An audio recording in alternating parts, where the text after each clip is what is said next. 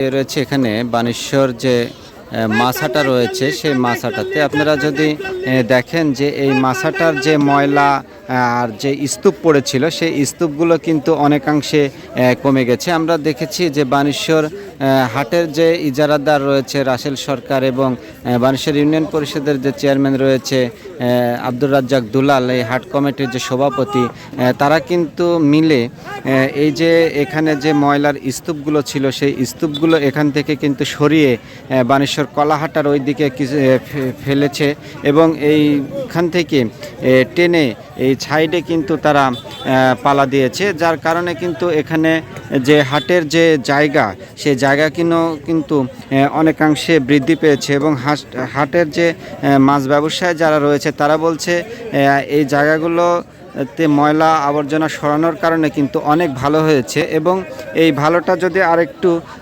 বালি এবং ইট বিছায় যদি দিত তাহলে তাদের জন্য আরও ভালো হতো বলে এই মাছ ব্যবসায়ীরা আমাদেরকে জানিয়েছে। আবর্জনা ফেলা আমার জন্য খুব উপকার হয়েছে। এখন যদি কমিটি হাটটা ইয়াকেরই ওগুলি হাটটা যদি ইটটা পাড়িয়ে দেয় তো আমাদের জন্য খুবই সুবিধা হয়। জঙ্গল টঙ্গল লিগে এতে তো আমরা খুব শান্তিতে আছি।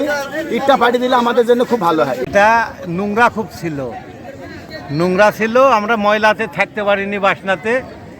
তো এখন যে এগুলি যে টাইনিছে বালু মেরি ইটটা বিছা দিলে পারে আমরা একটু আরামে থাকতে পারনুন, আরামে দোকানদারি করতে পারনুন, একটু ভালো হতো, সবারই ভালো হতো। খরিদ্দারে হাট বাজার করতে আসি ওরাও ফসল পারে।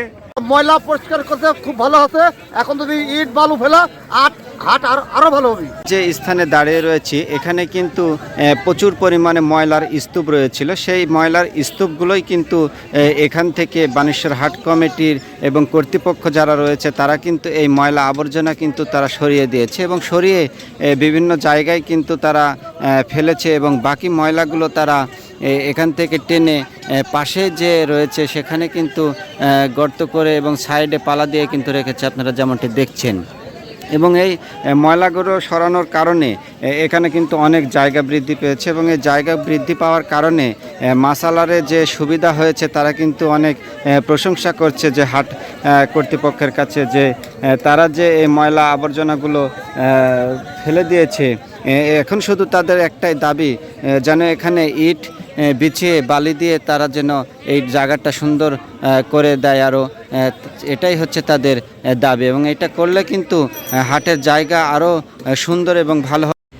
এ বিষয়ে বানেশ্বর হাটের ইজারাদার জাকির হোসেন রাশেদ সরকার বলেন, মাছ বাজারে যে ময়লাগুলো ছিল সেগুলো আমরা প্রশাসনের মাধ্যমে আপনার হলো টিওনো মহোদয়ের সহযোগিতাতে আমরা মোটামুটি পরিষ্কার করেছি। এখন আমি হাট ইজারাদার হিসাবে আমি আবেদন করেছি যে সামনে বালু ফেলানোর পরে ইট দিয়ে সোলিং করে দিলে আমাদের মাছ ব্যবসায়ীদের জন্যে আরও ভালো হবে এবং হাটের পরিবেশ ভালো হবে। এই ব্যবস্থা আমাদেরকে কথা দিয়েছে। এই অফিসিয়াল কাজ তো হয়তো বা আমরা কিছুদিনের মধ্যে এই কাজগুলো টিওনো মহোদয়ের সুপারিশে বা তাদের অনুমতিক্রমে এই কাজগুলো আমরা করব, তাতে আমাদের হলো হাটটা অনেক ভালো হবে এবং পরিবেশও ভালো থাকবে।